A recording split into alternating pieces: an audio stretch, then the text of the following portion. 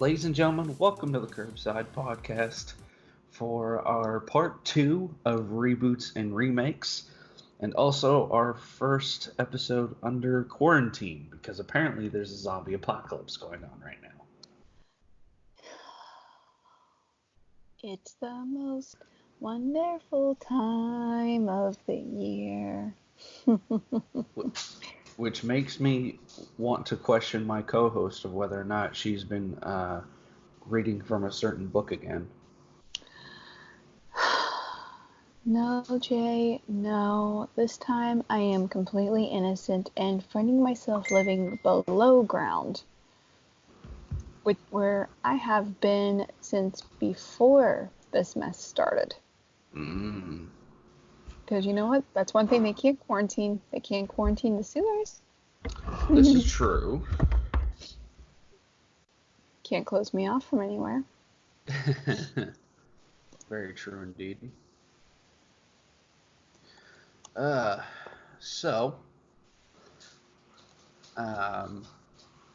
we last left off, we were discussing reboots and remakes. Yep, I'm sorry, I didn't mean to cut you off there, Jay, but no, you're yes. good.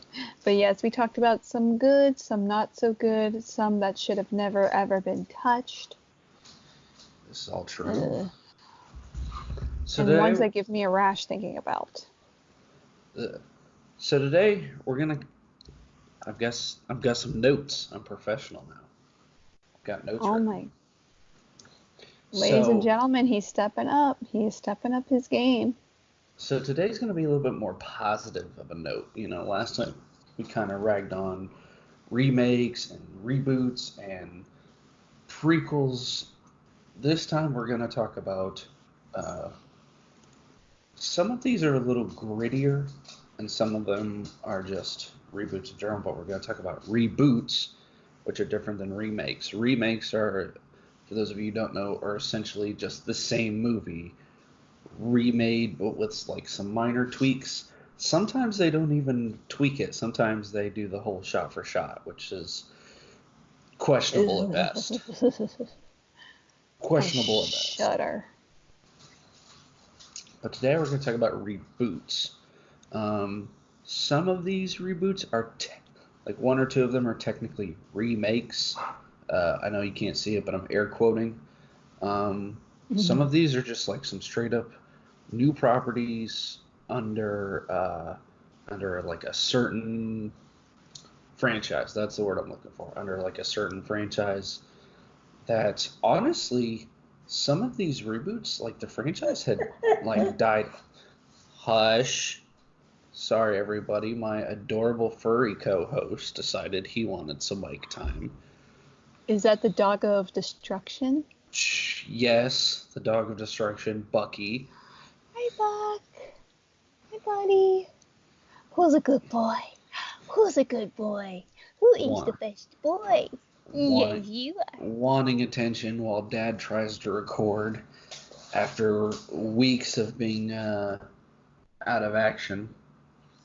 Anyway, a lot of these reboots are coming from famous franchises and properties that had either died off or had like suffered a horrible turn in the box office or in the market, and then like 5-6 years later, sometimes not even that long, got just like a shot in the arm to bring them back. So I'll leave it up to my co-host whether she wants to dive into movie reboots or video game reboots, because I do have a couple of those. Well, I think we spent a lot of time last time just talking about like your general movies. So why don't we start with video games this time? Kind of break up the monotony just a smidge. I'm about it. All right. I know you are. So I'm gonna start off with one. It was a little bit lower on my list to talk about, but we're recording this on a Friday night, which is also the same night that the sequel was released. And so, why not start off with this one? And that, of course, ladies and gentlemen, I'm talking about the 2016 remake or reboot of the Doom franchise. Doom! I'm gonna sing the Doom song now. Doom, doom, doom, doom, doom, doom, doom, doom, doom, doom. I must apologize. I don't know if you know that me. But the Doom franchise, I don't really know how to put this, but basically, there were the three original Dooms. There was Doom 1, Doom 2, Doom 3. Doom 3, it wasn't a low point for the franchise, but it was kind of like the last of its time, and it did fairly well in the market. It didn't revolutionize anything, but it was still an enjoyable game. And then for a couple years, we didn't hear anything. There was no Doom. They talked about making a Doom 4. They talked about a complete remake of Doom 1 with new graphics. Like, nothing ever was solidified. There we go. That's the right word. So, around 2014, 2015, we start hearing some buzz. And then 2016, Bethesda Studios released Doom. What? I'm sorry, what studio? Bethesda. You said Bethesda, right? Bethesda, yes. Isn't that the same company that released Fallout? Yes, it is. And the less we talk about Fallout, the better. Oh because, dear. That franchise needs itself a reboot soon, very soon, because 76 ain't holding the franchise up right now. Yeah. But yes, Bethesda, same company that brought us Fallout, same company that brought us the Elder Scrolls series, decides it's going to make a gritty, brutal, demon-slaying shooter. And, well, they freaking did it. I played through Doom 2016, as I'm just going to call it so that we don't get confused with this and the original Doom. And I honestly thought it was fantastic. The updated graphics, the glory kill system, just the original feel of like the first game, but with like a 2016 shot of adrenaline to the arm, and it was phenomenal.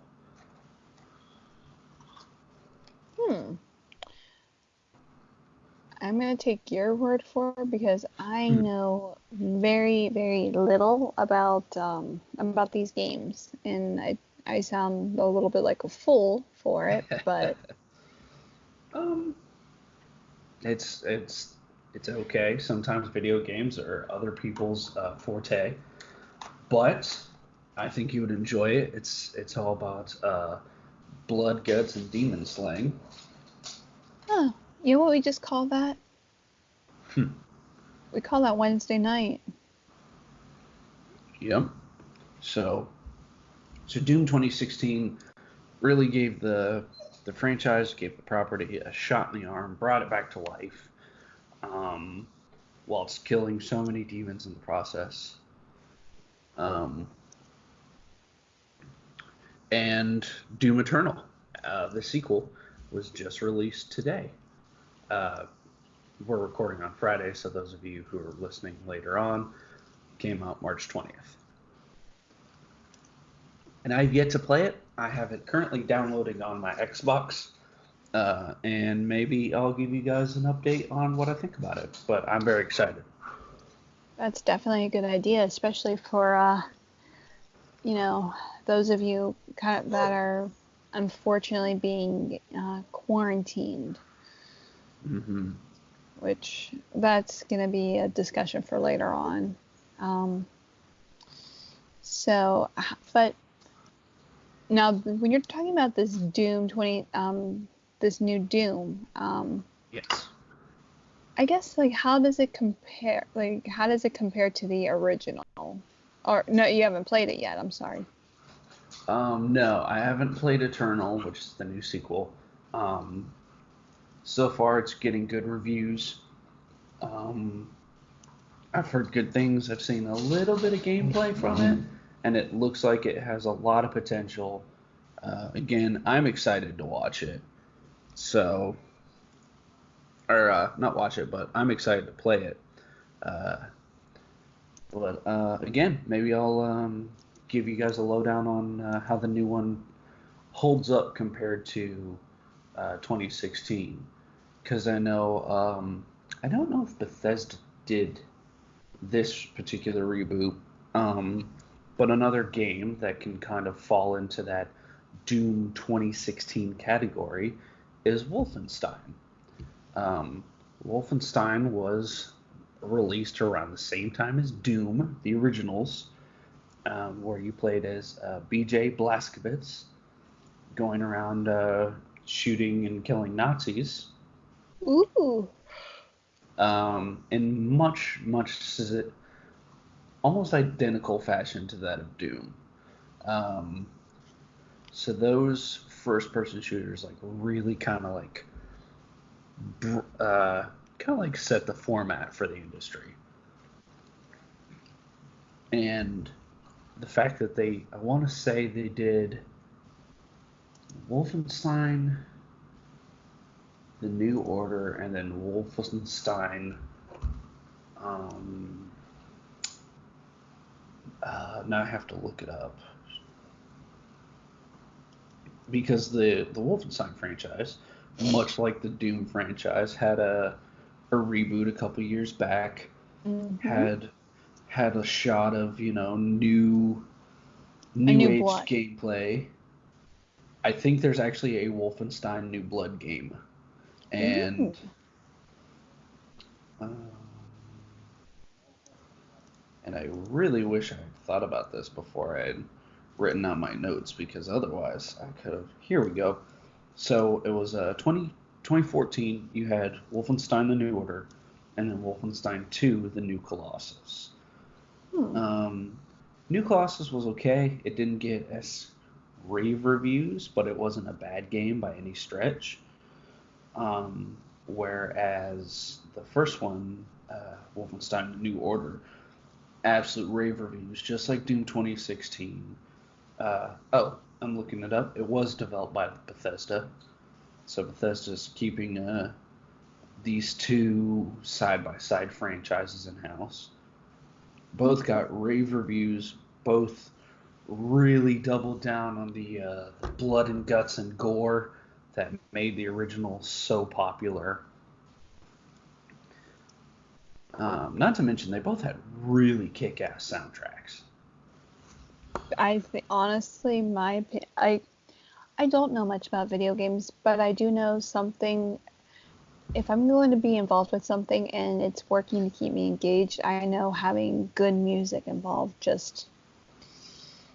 I'll be honest, that's how I got through some movies back in the day when I had no interest in watching them whatsoever. But if they played if they set a tone a certain way, like with music, I would find myself a little bit more interested in it, if that makes any sense whatsoever. It does. So, speaking of music, since we are still on the video game train, one of the Mm-hmm. most easily one of the most famous video game themes of all time, and also kind of excuse me, kind of revolves back into one of our picks for best reboots, is a little game that came out in 2011 that some people will simply know as Mortal Kombat. Oh my god. Round one. Fight! Yes, everyone Finish knows. him! Everyone knows the Mortal Kombat theme. Everyone knows about the movies. Everyone knows about the arcade games. But what a lot of people didn't know is in like the 2008s, 2009s, Mortal Kombat was like really going downhill. They had this just giant, oversized storyline that they couldn't get themselves out of. They had a very lackluster DC crossover. I want to say in 2009 as well. And so in 2011, NetherRealm Studios decided, you know what, we're going to hit the reset button, hard reset, just boom. And while when they picked it, I was kind of hesitant about the plot line, but watching the gameplay, actually feeling the controls for the game and seeing how the story went, I can't be too mad. They did the time travel thing, which made a lot of people hesitant. We're like, has the franchise gone that bad that we need to resort to time travel? So what they did is they took the franchise from where it was and rewound it literally to the first game and made it kind of like a premonition of what could happen. I kind of like that. I don't hate that idea necessarily.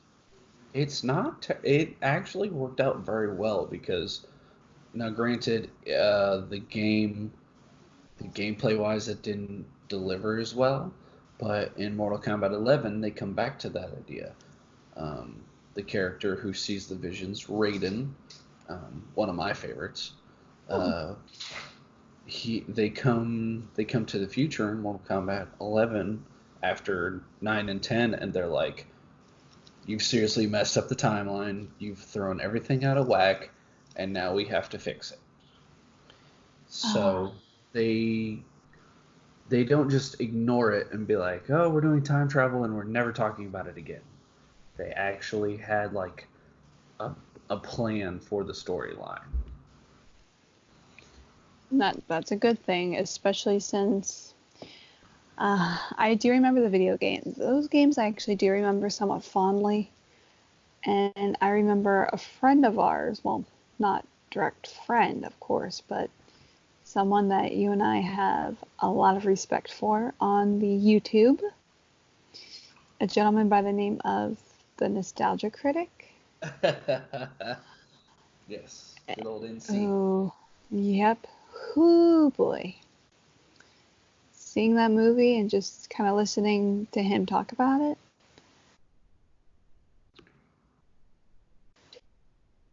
Not good. Plus, I don't know, it just didn't make a lot of sense to me. But then again, when you breathe in sewer vapors, as long as I have, few things make sense anymore. True. But no, notice he doesn't ask how old I am either. Because I'm not stupid. Smart boy. Very smart. But Mortal Kombat especially 9, when you know. Especially sorry. Because you. It's just because you know I could pop out of your sink at any minute. Yep. Worst part is I don't have a garbage disposal to fight back, so Thank God. I'm going to avoid creepy clowns coming through my drainage system. Okay, who said I was a clown? I've seen your Twitter profile.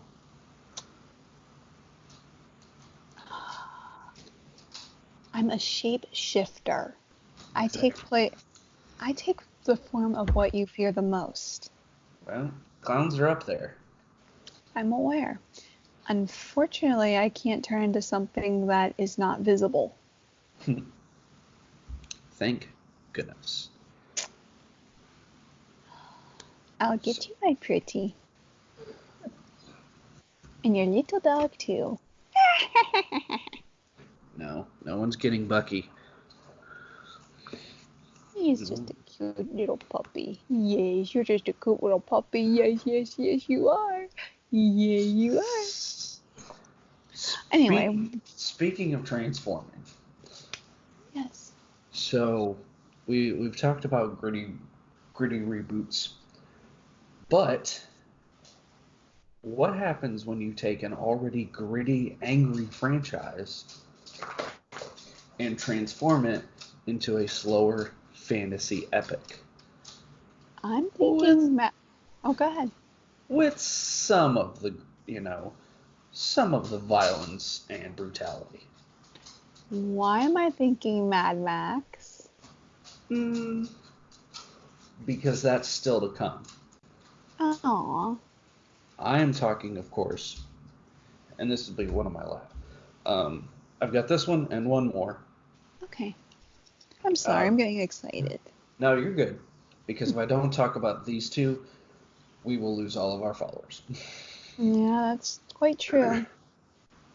So, like I said, you take a gritty, angry, just violent video game, and you turn it into still a gritty and violent video game, but less angry button smashing and more of a fantasy epic.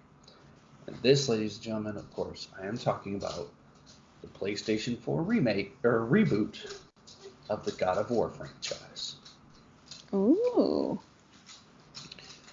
They took a franchise that was known for number 3, ended with Kratos, our main character, the God of War, basically destroying all of Olympus and the world.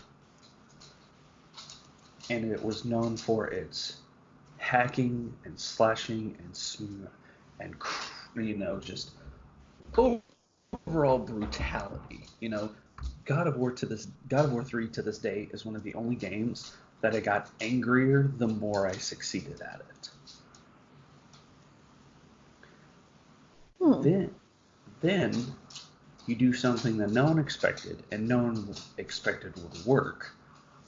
You tone down the anger, you tone down the violence, and you make it more about a man's path to redemption. So you take the angry, I will destroy everyone, I don't care who's in my way, Kratos, and you turn him into a father. And how he must slowly help his son complete his wife's last wish, last will and testaments, basically, to spread her ashes. And it really dives into, and again, the gameplay's still raunchy and brutal, but it goes from less just hit button slice away at like numerous enemies to more of a strategy, attack, roll, dodge, parry kind of gameplay, which was not the God of War formula. Wow. And lo and behold, it worked. It easily became one of the best games I've ever played.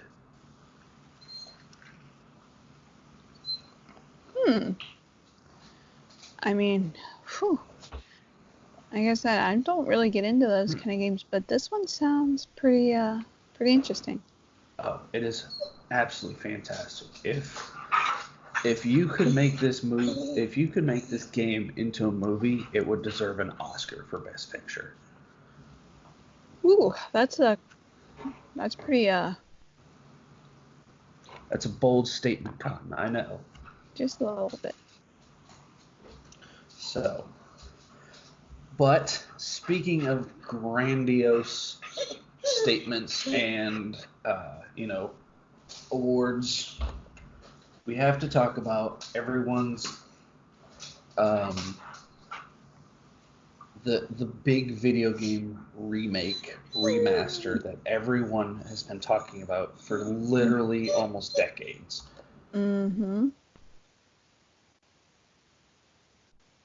What are you talking about? What I think you might be talking about? Maybe. I am talking about the PlayStation 4 remake / remaster of Final Fantasy VII. Whoa. Final Fantasy VII, to most fans, is the best Final Fantasy ever. I'm not here to argue that, the semantics of, which is the best one,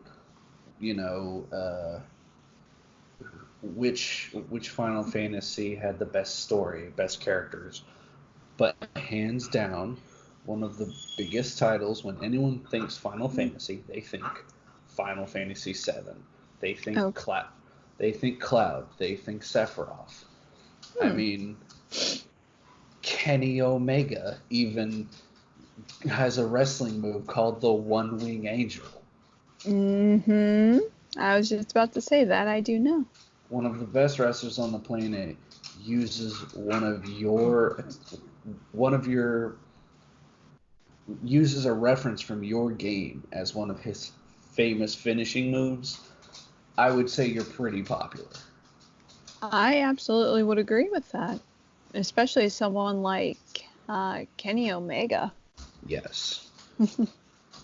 So, and the fact that, and everyone's been talking about this ever since the PlayStation 4 came out, even the PlayStation 3 when it came out, everyone, we've had Uncharted remastered, we've had Last of Us remastered. I want to say we even had God of War remastered. Oh, wow. But for the game that basically took Final Fantasy from the 2D I don't want to say side-scrolling, but the 2D adventure and turned it into a 3D epic. Because this game is very long. How long is it? Okay, I gotta ask. How long is it? I couldn't even tell you off the top of my head. I know that it has to break at least, at a minimum, maybe 40 hours. Ooh. That's a full-time. That's a full week of work at a full-time job. Here we go. I mean, if you were to play 5 days, 8 hours straight. According to Answers.com, Final Fantasy lasts roughly 50 hours. And that is only to beat the story. That does not include side quests. There goes that question. Oh. That is quite the feat. Yes. It truly is. But again, I can't. Now, we haven't seen Final Fantasy VII come out yet, so we don't know how it's going to go. So far, from some of the demos, the demo actually got released on PlayStation Network recently. Reviews are looking good, and the gameplay looks absolutely breathtaking. The story is grand, so really looking forward to seeing what this long awaited project is going to deliver. Well, hopefully I truly hope. I mean, I hope it's just something enjoyable, because there have been times like where video games like sagas and reboots and remakes, sometimes they get so hyped, so amped up, and then fail to deliver. Duke Nukem Forever. Sorry. Shade is being cast. Must have had a cough there. I would never say Duke Nukem Forever on my podcast. Oh, wait. Whoops. Naughty. Bless you. Thank you. I hope neither of us are getting sick. I covered my mouth. What? I sneezed all over my...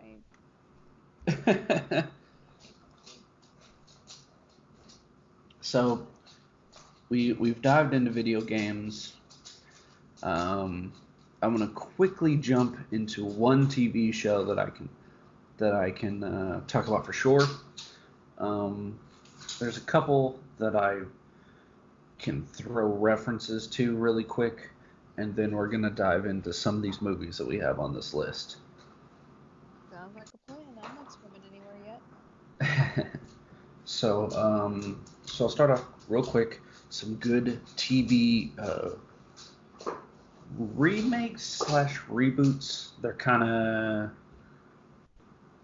a gray area here. First off, one of my favorites, Hawaii Five-O. Really? Got it. Mm-hmm. I never picked you for a Hawaii Five-O fan. I wasn't big on the original just because, well, first off, I wasn't really around at the time. And then just getting into it later on, it was a little bit harder, couldn't find DVDs, couldn't find it streaming. And then, I want to say in 2010, maybe 2009, they released the remake, which I want to say, and I don't ever remember people's names because I'm a knucklehead and I forget things. 2010. Yep, 2010. I was just about to say. Starring Alex O'Loughlin, and Scott Conn. Boy. This show, I easily had to say, absolutely fantastic. The first season, well, I couldn't follow it after the first season because of personal reasons. I didn't have cable at the time. I was always moving, things of this nature. But I watched the first season, and the first season was absolutely phenomenal. They had a good action to it with also a little bit of charm and wit, which really made it enjoyable. Some shows try too hard to be funny and come off as lame. Some shows try too hard to be serious and they come off as corny. This is like the perfect little mesh, and I loved it. Plus, who doesn't love the theme? You know what? You ask anybody, and they will probably say like the first thing they remember about the show. Even for some of the older listeners, the first thing they remember is the theme song. Fantastic. But did you just brush me off? No. I was gonna say, Jay, I'm a little cranky. Trust me, I am not brushing off. I am trying to agree with you. I'm not good with words, and I'm sorry.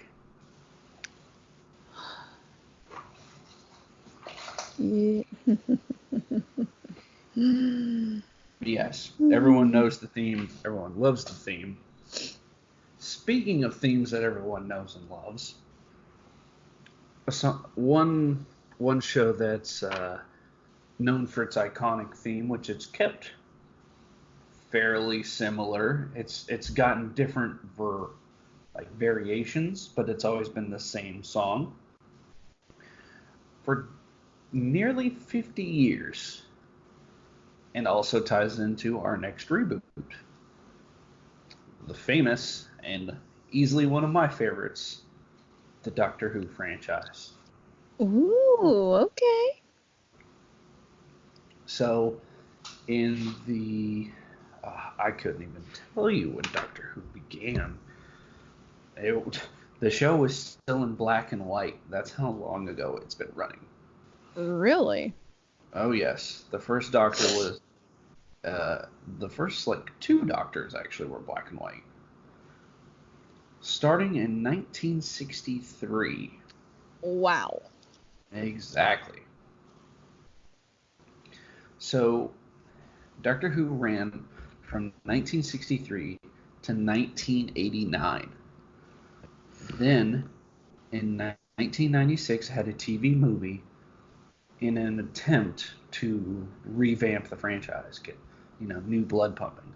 Right, and it didn't quite work out, did it? No, it didn't, fortunately. Then, magically, In 2005, it kind of snuck under the radar and started putting out some good quality episodes. Started off with Christopher Eccleston. Sorry if I botched his name. As the Ninth Doctor, he was kind of wacky and zany, but he was still more reserved than some of the Doctors we've seen since. But he really carried the franchise, and he brought it back, even though he only had the one season run. Now, let me ask you something, Jay. Go for it. In all of Doctor Who, all the Doctors only had one season under their belts. Is that right? Or some Doctors only had one season. Some Doctors had, years. I'm pretty sure Tom Baker was the Doctor for at least a decade, actually. Wow. If I could hazard to guess,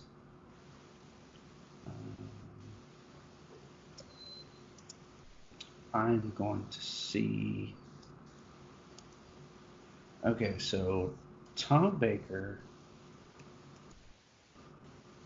took over in 1974.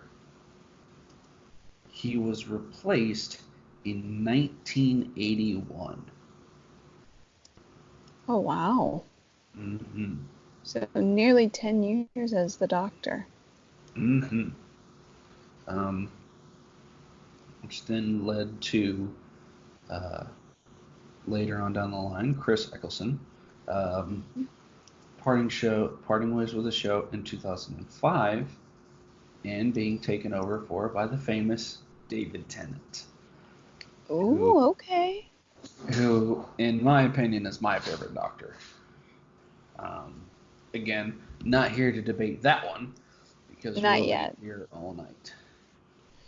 Yeah, and some of us have other places we need to haunt. Mm-hmm. So, Tennant looks like he served from 2005 to about 2010, if I'm not mistaken. Yes, so 2005 to 2010. So he served as a Doctor for 5 years. Okay. So, but I think when they did the reboot, they didn't quite do a gritty reboot, but they dialed back on the Saturday morning cheese of the original Doctor Who, or the camp, if you will. See, I like cheese, but I agree. Like sometimes, it's all about the balance, and I think if you were trying to, when the show first debuted, it was English based. Is that correct? Yes. So in order to kind of hopefully attract a more Americanized audience to it, and at this point maybe a little bit more of a mature audience. A little bit. So I can understand why cutting back on some of the cheese. Even though, come on, I love the cheese, so. Oh, who doesn't?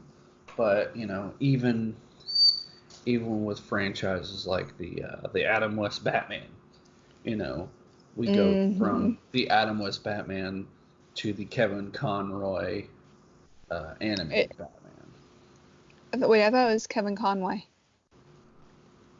Or maybe you are right, and I'm seriously my brain's just. You know what? I'm sorry. The midst of a zombie apocalypse, I should be thriving, but I just feel like. It's understandable. You wouldn't understand. You don't run off of fear. No, but I do run off of caffeine, and it has been in short supply lately. Whew. I'll tell you something else that's going to be in short supply. Toilet paper.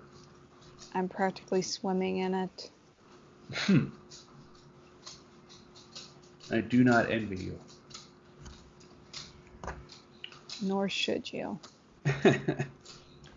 However, I can travel freely. Again, it's, just in lots of pipes and underground. Yes. However, we're getting off topic, but is that it for our TV discussion? Yes, the bring back of the famous Doctor Who, which honestly has been kind of a cultural phenomenon ever since, and I can attest to that. I love it. I do like a happy ending sometimes, even though they give me heartburn. Well, don't worry, because these next couple of movies, I wouldn't say they have happy endings, but I wouldn't say they have bad endings, but they're definitely a little bit grittier than the rest of these topics we've been talking about. That is a swarm of late 2000 reboots that really, really reinvented a few franchises. Some that needed it, and some that just why. One or two of these they could have held out just a little longer, but or altogether. Arguable. So we'll start off, since we just talked about The Nice Gentleman. Let's start off with the Batman Begins movie. Okay. We went from George Clooney. Oh gosh. The George Clooney, Arnold Schwarzenegger, Batman and Robin.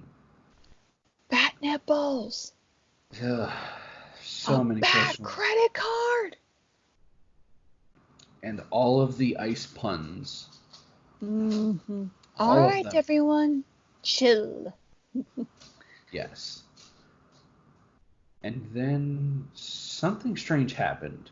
A young man from across the pond named Christopher Nolan decided, hey, I'm going to make Batman. Except I'm going to make Batman super, super dark, like in the comics.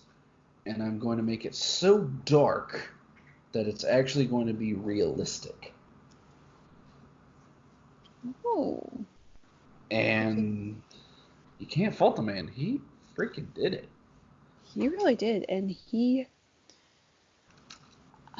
I was going to be honest, I'll say this. I personally thought after what was Batman and Robin, I didn't think Batman was going to make a comeback. I mean, granted, yes, there were some animated movies after Batman and Robin, which I think came out like 97, like 96, 97-ish.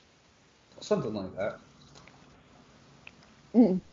Excuse me, I finally found some clean drinking water. So, I mean, I don't know, like part of me wasn't holding my breath on this, but when I saw it, I was actually pretty taken aback because I'd seen Christian Bale before, but not quite like this. And I think you know what movie I am talking about. Yes. I'm gonna botch the name. The Machinist. Actually, I think something tells me The Machinist came out after Batman Begins. I feel like they were around the same time. I don't know which came first. The chicken or the egg, but in all sincerity, the movie I was talking about, where he plays a Wall Street executive, Mr. Patrick Bateman, American Psycho. One of my favorite movies.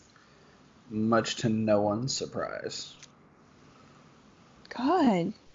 You guys sound so predictable. So The Machinist came out in 2004, and Batman Begins came out in 2005. But American Psycho came out in 2000. In 2000. So he went from, credit to Christian Bale, not just Christopher Nolan, who directed the movies, but Christian Bale, who went from this shredded, very athletic looking Wall Street exec, who was, let's be honest, he was a little bit about vanity. Well, yeah. He had to look a certain way. He had to use certain products. He had to be, this perfect human, basically. Mm-hmm. Then you jump to The Machinist, where I think Christian Bale weighed maybe 100 pounds, if that. He looked haunting in some of the pictures I've seen, in some of the clips, because I've honestly never seen The Machinist from start to finish. But just he looked like a literal, like a ghoul, just like skin and bone. And then back to Batman less than a year later as this just jacked, freaking cut up kind of realistic superhero. I give them credit. Absolutely, because I just Googled images from The Machinist to Batman Begins, and just the amount of difference. Wow. Right. And I'm unfortunately, I may have to save this for another episode, but I don't know if he is my favorite. I mean, he's good. Don't get me wrong. He is good. But I can see where you're coming from, because a lot of people let Christian Bale's Batman get overshadowed by one of his co-stars, who, kind of transformed into his role and scared the living Jesus out of the rest of us. One of my finest handiworks. So, Christian Bale kind of gets thrown to the wayside when it comes to comparing his Batman. But, like you said, to be fair, that was only in that second movie. Oops, I think I gave it away. I don't know. A lot of people remember more about Bane than they remember about Batman in the third film. But to be fair, in the first movie, they cared more about Batman than they did Scarecrow. True, but also a lot of people don't talk about the first movie. That is very true, and I think they should. I agree. So we have that one. Yeah, we will leave the discussion for who's the best Batman some other time, because that is a whole episode in itself. But why don't we talk about the other Batman Begins? In what regards? Well, wasn't there a I don't know, just the way you were kind of okay. I got myself confused for a moment. No worries. Can I just say though, Michael Caine is Alfred Pennyworth. I freaking love him. Perfect casting. Michael Caine is amazing. Man is a treasure. He's like Betty White. He must be preserved. He must be protected. Yes. Okay, go ahead. Speaking of, since we just talked about a British man and someone who's known for his gadgets and his suave demeanor, let's talk about another famous reboot, which, while the movies themselves have been, I would say, average to really good as far as quality has had a little bit of controversy in the later sequels, but we'll get to that. I am talking about, of course, ladies and gentlemen, Daniel Craig as one Bond. James Bond. Ooh, now much like the Batman movies, the James Bond, I don't even know what to call them. Like, I don't even call it like a series, a legacy, Franchise. a blessing, and a curse. Okay, we'll go with franchise. Again, like, you're looking at a one role that has had so many people step in to fill. You talk about Daniel Craig. We had Pierce Brosnan, Sir Richard Moore, Sean Connery.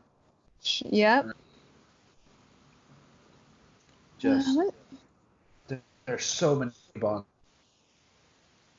That's another all podcast long episode. Who is the best Bond? Boy. What? I'm just thinking about how we're gonna keep ourselves busy for the next few weeks. Add it to the list. Already did. So, what's interesting about Daniel Craig playing James Bond is we went from Pierce Brosnan, a very good James Bond, very subpar movies. GoldenEye was good. I want to say The World's Not Enough was okay, and then there were two more. Hold on, let me see if I can find them here. Shoot. Yes, you're right. We have GoldenEye. We have Tomorrow Never Dies. We have The World Is Not Enough. Die Another Day. Okay. So I preferred. Of course, I saw these when I was younger. I thought GoldenEye was fantastic. I watched it again recently. Still holds up. The World Is Not Enough was okay. Die Another Day was all right. And then, what was the last one you said? Let me go back and find it one more time.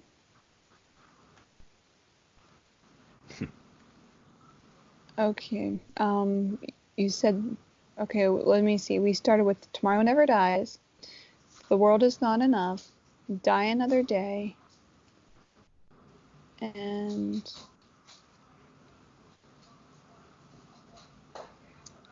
I want to say it was Die Another Day. Actually, that was it. Hold on, one more time. Let me just make sure. Because, right. Old age. GoldenEye was 95. Tomorrow Never Dies was 97. World Is Not Enough is 99. Yeah. Die Another Day. And Die Another Day was 2002. Yep, very good. Okay, so Die Another Day was kind of the nail in the coffin for the franchise for a while. Ooh. Because while Pierce Brosnan did a fine job acting as James Bond, you can't carry a movie this cheesy. There was horrible CGI. There was an unoriginal plot. It's just the villain who we thought had died at the beginning was actually still alive the whole time. Like, it was a slog to get through. And this was Brosnan's final run as James Bond, and it was rough. He did fine, but as a Bond film, it was rough. So then you give it, trying to find what year Casino Royale, you give it roughly about 4 years. 4 years, no one's seen anything about James Bond. No one's heard anything about James Bond. And then you let out this again, this darker, more realistic James Bond film. And I honestly think it was fantastic. Ooh. So, let me ask you something about Bond, James Bond. Go for it. At least now that we're talking about Pierce Brosnan. Which do you think killed his career faster? Doing the Bond films or doing a sequel to Mamma Mia?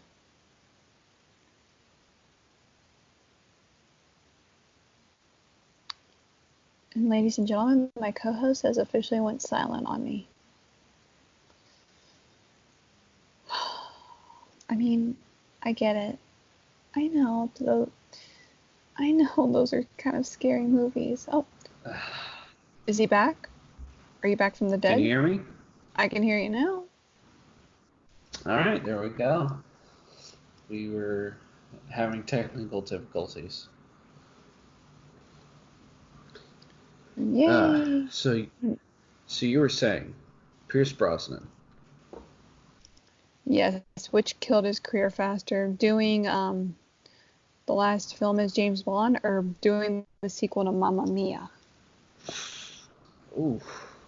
I think the James Bond movies the last James Bond movie kind of put him in the stinker for a little bit. Fair enough, but I will say the music is kind of catchy. Ugh. The beams are gonna find me, but I won't feel blue. Oh my God, get it out of my head now, please. Yep. I'm begging you. You're the one who starts singing, not me. Anyway. I need something terrifying now.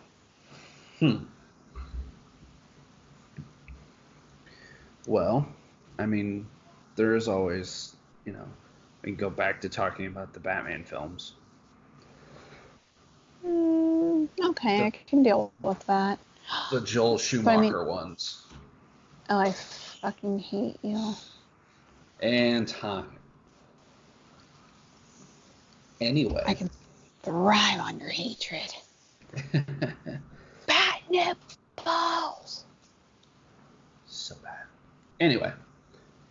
Casino Royale.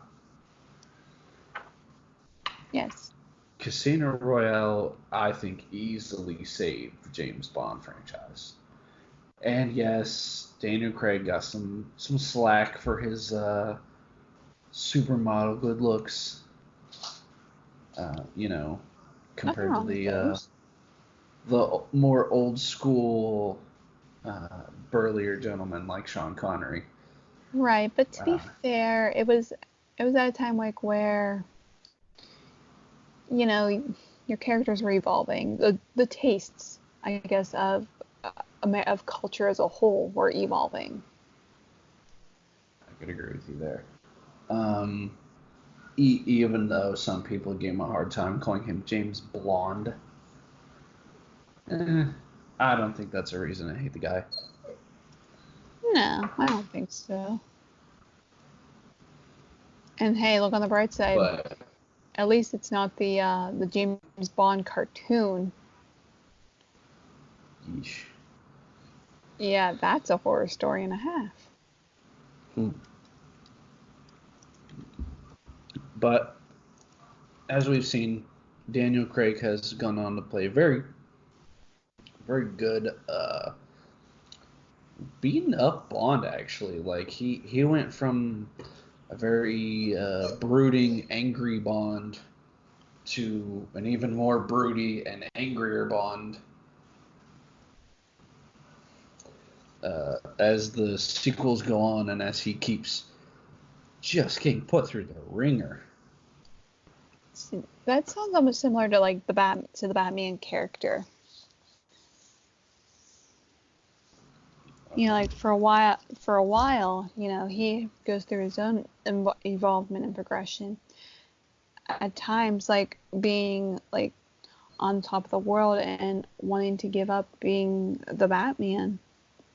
Bruce Wayne wanted to give up the cape and the cowl. Right. And then at points being so low, like where he has, I think, almost gotten to the point of, wanting to join his parents. Well, let's see where you're coming from there. But what do I know? I'm not a psychiatrist. I'm just a sewer dweller. I wouldn't say you're just a sewer dweller. I'm a sewer dwelling shapeshifter who also happens to be your co-host once a week.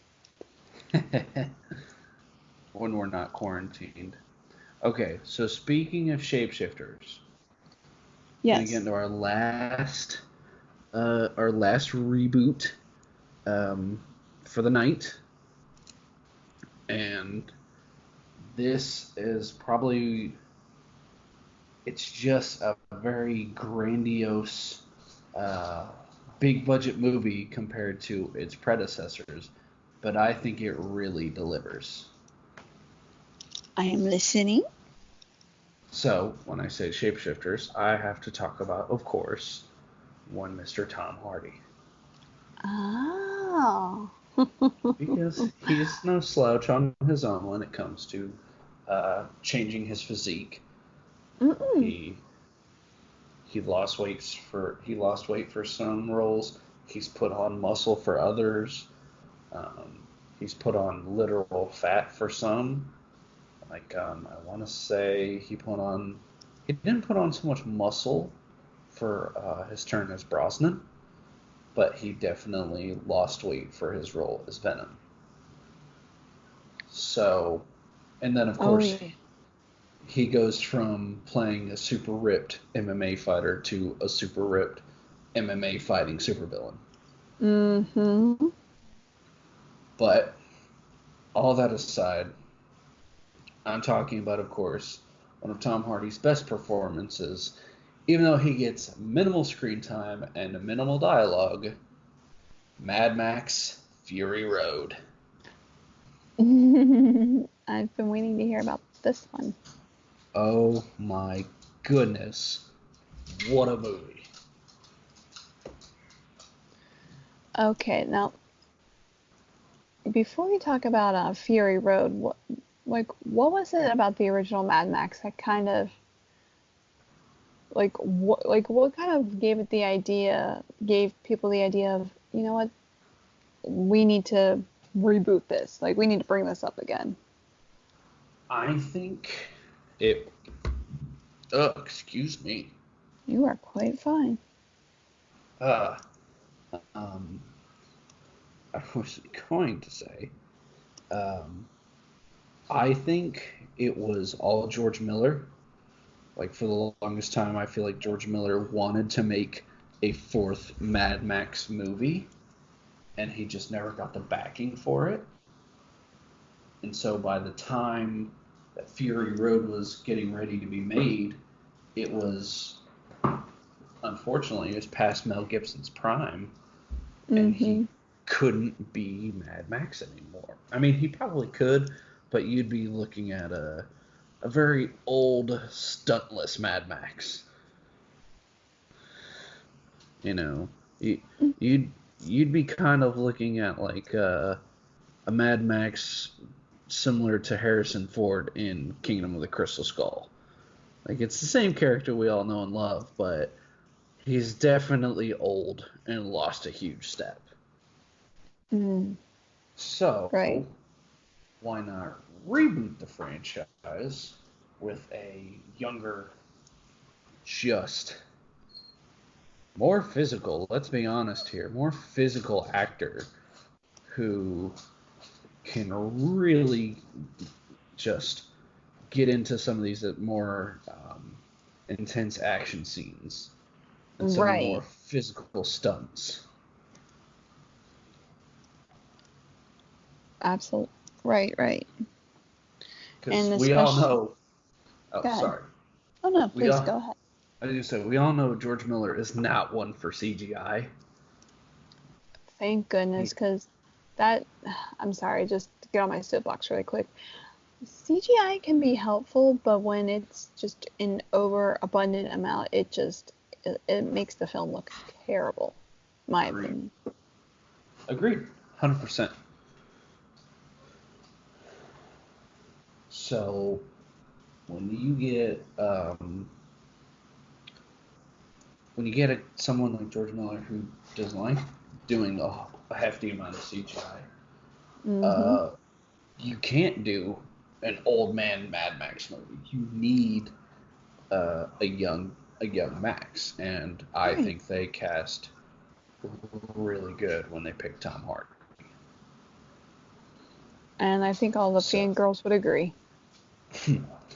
I wasn't going to go there, but yes, you're right. Nope, you didn't need to, because I did. Got a secret crush for Mr. Hardy there, my co-host? No. Does it sound like I do? I mean, do you hear the excitement in my voice? No, it sounds like you're less of a Hardy fan and more of a I need a coffee right now fan. Maybe. I mean, it's a long way to Derry from here. Very true. But we go back to Mad Max Fury Road. Not only did Max do a great job, but really you introduced this, and I know that you'll appreciate this, being the strong, independent woman that you are. This just badass, take no shit character in Furiosa, who is arguably the hero of the movie. Max is the hero. Furiosa is basically the main character. Right. She had more screen time, more actual dialogue, and more of a fleshed out backstory. Where, in all honesty, in a Mad Max movie, Max is just kind of along for the ride. That's kind of surprising, but then again, we go back to the Dark Knight, whereas Batman was overshadowed by the Joker. True. But I mean, I get where you're coming from. And again, I'm not trying to take away from Tom Hardy's performance. I'm just giving props to this very, very well written, strong female character. Because I know there's a lot of excuse me. There's a lot of movie franchises out there that try to make these strong, independent, I don't need no man kind of characters. Mm-hmm. And they come off as extremely ham-fisted. Right. Like you're just staring at the screen going, we get it. You're a girl and you can do things by yourself. Whereas in this movie, you're watching Furiosa. She's fighting Max, or she's fighting off these goons trying to steal her truck, and you're like, man, this chick's a badass. Heck yeah. So, the way she was written and the way she was acted was just such a good job. I can concur. So. But with all that being said, my friends, I think we are going to call it here. Very well. So that ends our part 2 of Reboots and Remakes. And I know there's a lot that we didn't get a chance to discuss, so please, if we forgot anything, or if you have your own discussions on remakes or reboots that you have your own opinion on, please feel free to leave it in our comment section down below. 100%.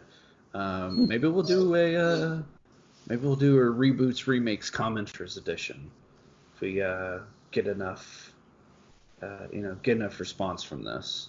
Sounds like a plan to me. But I think next time we have a very important subject to cover. Oh, absolutely. Especially with everything going on in the world today right now, and it'll probably be going on when we record next. Zombies. Yes. Go ahead. I was going to say, whether you think it's a tired trope or whether you find some of the products that they put out very entertaining. There's video games about zombies. There's movies about zombies. There's movies TV based shows. off video games that were about zombies. There's TV shows. There's TV shows based off of movies. There is video a plethora. games based off TV shows. Video games based off TV shows. There's a plethora of zombies to talk about.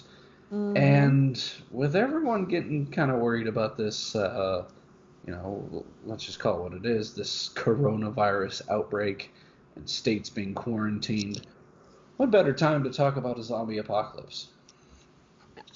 I think it's a perfect time, but then again, anytime's a perfect time to talk about zombies. Agreed. 100%. So, next time when you come to join us, bring your boomsticks, bring your Twinkies, and bring your love letters to old school zombie slashing movies. Groovy. Don't forget to go to your local Stop and Shop for all your one-stop shopping needs. But until then, he is the monster-fueled madman, Jay Kirby. And she is the master of the macabre, the Scream Queen, Britt. You know it. But, we will see you all next week. We look forward to hearing from you all next week. So, just in the meantime, stay safe. Keep your loved ones safe. Yes. Try to follow the rules. Wash your hands. Keep things sanitized. There's no need to freak out, but let's try to do our part to not spread a dangerous disease. Exactly. Just be safe and be reasonable. With that, we thank you for joining us. Thank you for coming curbside.